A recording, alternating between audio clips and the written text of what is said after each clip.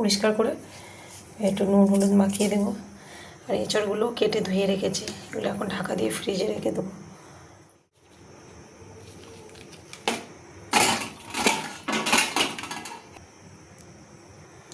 হয়ে গেছে। বাইরে দেখো সব অন্ধকার, সবাই ঘুমিয়ে পড়েছে।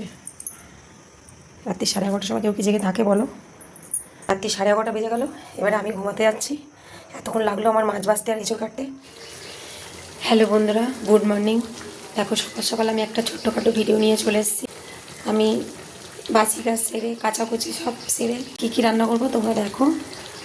আমি এখানে এঁচড় আলু রান্না করব, সিদ্ধ বসিয়ে দিয়েছি। এখানে করব বাটা মাছ, বাটা মাছের ঝাল করব, পেঁয়াজ বাটা ধনেপাতা টমেটো দিয়ে। আর এখানে হচ্ছে কচি আমের টক করবো, একটু পাতলা পাতলা করে ঝোল ঝোল টাইপের করবো। কাল কেটে রেখে দিয়েছি, তাই জন্য দেখো না কেন কালো কালো হয়ে গেছে। আর এখানে হচ্ছে পাট শাক ভাজা, আর এখানে চাল রেখেছি।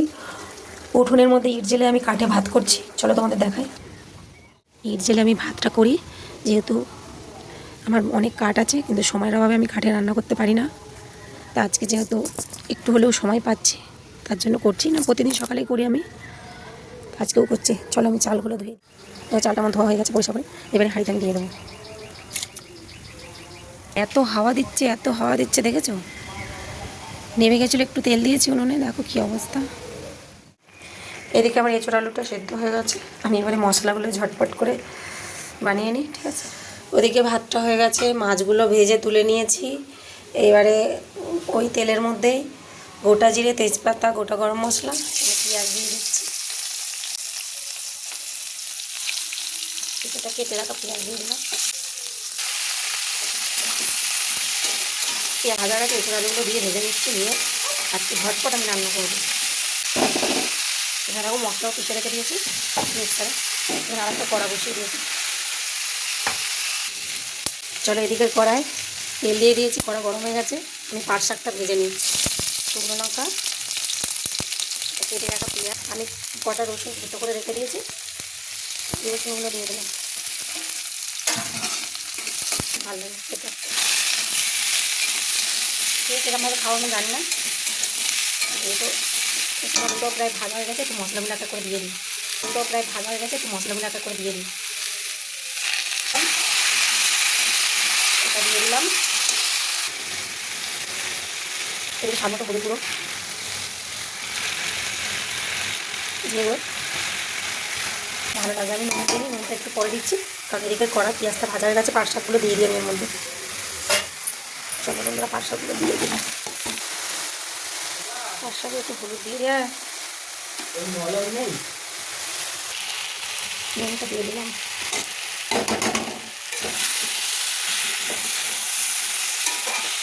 দেখো এদিকে শাকটা প্রায় ভাজা হয়েই গেছে, আর এদিকে এঁচড় আলুটাও আমার কষা হয়ে গেছে। একটু কষা এঁচড় আলু আমি তুলে রেখে দিই, আমার কষা কষা খেতে খুব ভালো লাগে। আর আমার ছেলে মেয়ে অল্প করে রাখলাম। এবারে জল ঢেলে দেবো আমি এর মধ্যে। জল ঢেলে দিলাম, মাখা মাখা করবো। একা হাতে ক্যামেরা ধরে অসুবিধা হয় আমার রান্না করতে, তাও চেষ্টা করি। বন্ধুরা তোমরা কিছু মনে করবে না, চেষ্টা করছি ভালো করে করার। দেখো 2 বাটি পাট শাক রান্না করেছি, কতখানি হয়ে গেছে দেখেছো বন্ধুরা, অনেক কমে গেছে। তাও আমার একটুখানি খেলেই শান্তি।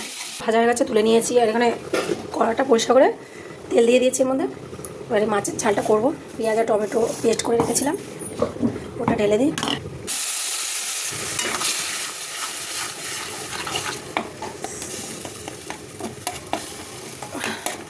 হলুদ গুঁড়ো দিলাম, লঙ্কা গুঁড়ো দিলাম পরিমাণ মতো। এখানে দিয়ে দিলাম লবণ, দিয়ে দিলাম 3টে চেরা কাঁচা লঙ্কা। এটা আমি ভালো করে দেখো এঁচড় আলুটা রান্না হয়ে গেছে। আমি কটা ধনেপাতা দিয়ে দিলাম, আমার নিজের হাতে লাগানো গাছ, আমি বাড়িতে কটা লাগিয়েছিলাম ধনেপাতা। এরকম দেখছো পুরো দেশি ধনেপাতা আমি তুলেছি। এই মাছের ঝালও দেবো, মাছের ঝালটা। এদিকে মশলাটা দেখো হয়ে গেছে কষা, আমি জল ঢেলে দেবো। অনেকগুলো মাছ আছে, তার জন্য একটু বেশি জল দিলাম, দিয়ে দেবো। এদিকে আমি এঁচড়টা নামিয়ে নিই। এঁচড়টা আমার রান্না হয়ে গেছে। দিকে এঁচোড়টা নামিয়ে নিয়েছি, মধ্যে একটুখানি তেল দিয়ে 5 ফোড়ন দিয়ে এবারে আমের চাটনিটা করে নেবো। এগুলো চাটনিতে সর্ষে দিলেও ভালো লাগে, আমার কাছে সর্ষে নেই, তার জন্য আমি 5 ফোড়ন দিলাম। এদিকে দেখো মাছের এই মশলাটাতে জল ঢেলে দিয়েছিলাম, ঠিক আছে, মাছগুলো সব দিয়ে দিয়েছি, তার সঙ্গে একটু ধনেপাতা দিয়ে দিয়েছি। আর এদিকে দেখো আমের ঝোলও বলতে পারো, টকও বলতে পারো, ঝোল ঝোল করে টক করবো বলেছিলাম, এই যে করছি। মাছের ঝালটা আমার হয়ে গেছে, আমি এবারে নামিয়ে নেবো। আমার সব রান্না রেডি। এই যে এঁচোড় তরকারিটা রেডি হয়ে গেছে, শাক ভাজা, এই যে চাটনিটা আমের, আর এই যে মাছের ঝাল। আমার আজকের এই মেনু, দেখেছো বন্ধুরা। টাটা বন্ধুরা, খুব তাড়াতাড়ি রান্না করলাম। আমার ভিডিও যদি তোমাদের ভালো লেগে থাকে লাইক কমেন্ট শেয়ার করো, লাইক কমেন্ট শেয়ার করতে ভুলো না বন্ধুরা, আমার পাশে থেকো। আমি বহুত পরিশ্রম করছি, বহুত কষ্ট করছি। টাটা বন্ধুরা, ভালো থেকো সবাই।